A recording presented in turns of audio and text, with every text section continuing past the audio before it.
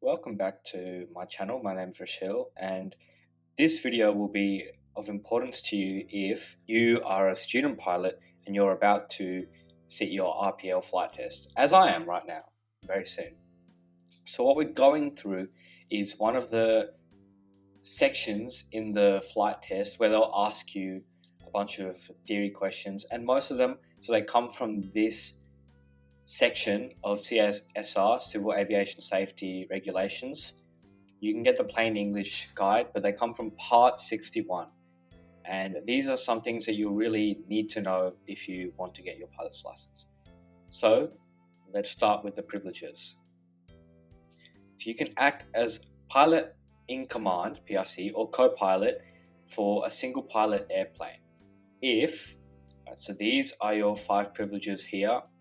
Firstly, the aircraft has to be certified for single pilot operation. So in the pilot's operating handbook, every single plane will have one. If it's a dual pilot aircraft, you cannot fly it. Just like this Twin Otter, I think this is a dual pilot aircraft. The maximum takeoff weight of the aircraft has to be below 1,500 kilos. So even if you're flying a really big plane that at the time you fly it was less than 1,500 kilos of takeoff weight, but its maximum takeoff weight was above this number, then you couldn't fly it. And once again, you could check all of this in the pilot's operating handbook. The next one is pretty straightforward. I don't think you've seen rocket or turbine powered aircraft at your flight school that people fly, but if they are, then you can't fly that. The flight has to be conducted under day VFR, so that means during the day from the start of light to last light, which you can find graphs for in the AIP and URSA maybe, and the VFRG, definitely in the VFRG and the AIP. And finally, it has to be a private operation or training flight. So that means you cannot get any commercial gains from your flying, none at all. And they're really strict about this. Even if your friend, for example, had a business and they wanted to take some goods from point A to point B, but in doing so, that supports their business, that's still a commercial operation and you could get in a lot of trouble for that. So don't do that. And this basically continues on from the privileges.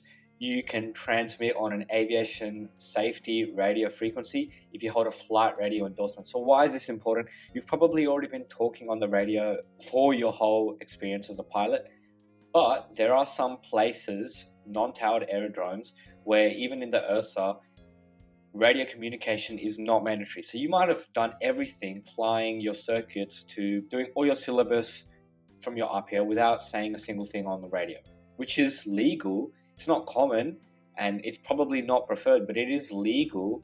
And in that case, you would need to get a flight radio endorsement from a towered aerodrome or other means. If you do your training at a controlled airport where you're constantly having to talk on the radio, you'll get this as a given with your RPL. Additionally, you can taxi an airplane if you hold both the category rating and class rating. So what does that mean?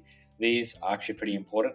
The category rating means, so keep this in mind, all flying machines are not airplanes. You have hot air balloons, helicopters, gyroplanes, gliders, etc. So to taxi an airplane, you have to hold the category rating for airplanes, and this will come with your RPL.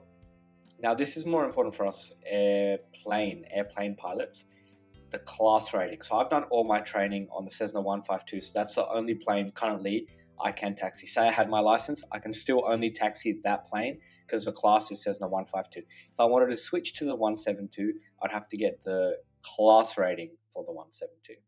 All right, now it's very important you separate privileges from limitations in your flight test because they are really two things of themselves and they kind of mesh like a bit of a Venn diagram. There's still that section in the middle, but mostly they are different, two separate things which you need to identify as separate entities. The first limitation here, if you want to pilot an aircraft carrying more than one passenger, you must hold a class 1 or 2 medical certificate, or you might not hold these medical certificates, maybe you have a class 5, but in that case you'd have to be accompanied by another pilot who is also authorized to fly the aircraft and themselves they have a class 1 or 2 medical, and they obviously have to occupy a control seat. So you could still sit in the left seat, but they would have to sit in the right seat.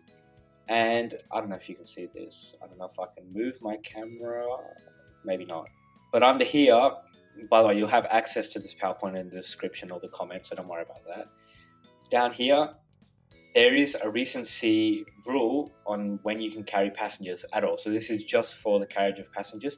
You need to have completed at least 3 takeoffs to at least 500 feet AGL and 3 landings in the past 90 days. So that's 3 takeoffs, climbing all the way to 500 feet above ground, and landings. Now the second limitation, again, these are kind of the same criteria we had in the previous slide, pretty much exactly the same. They are exactly the same, but instead of carrying more than 1 passenger, this is the permission to fly above 10,000 feet above mean sea level. By the way, guys, if you are going to fly above 10,000, make sure your plane has oxygen on board, because by the time you're at 10,000 feet above sea level, you've lost nearly 30% of the air pressure, and there's going to be a lot less air there, and hypoxia is very, very likely. And the third limitation, this is if you want to pilot an aircraft outside 25 nautical miles of your departure aerodrome, or your flight training area, or a route between the two. We'll get to that in a bit. If you want to go outside that 25 nautical mile limit, you need to hold a navigation endorsement. But if you know you're going to advance to your PPL and CPLs, just wait for your PPL, because that endorsement is basically part of your PPL syllabus as well. So what does this rule mean? 25 nautical miles from the aerodrome, or from the training area, or from the route between the two. Well, you took off from aerodrome here, and you want to do some stall training, but you can't do it over the water, and you can't do it up here because there's a military base. So you look down here, you can't do your stalls above the major city either, because here is a massive city. But all of this is within your 25 nautical mile radius, and the training area which is safe to do your training is outside it. So you can fly to the training area, even though it's outside the 25 nautical mile radius, with the limitation that this is your new radius once you're on this flight path to your training area. So this is 25 nautical miles either side of this arrow.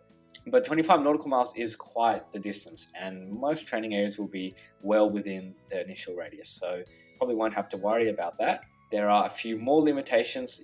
You have to have a controlled airspace endorsement if you want to fly in controlled airspace. Again, most of you have done your training in a controlled aerodrome, so you'll get the controlled aerodrome endorsement as a given. But like I said in the earlier example, not everyone trains at a controlled aerodrome.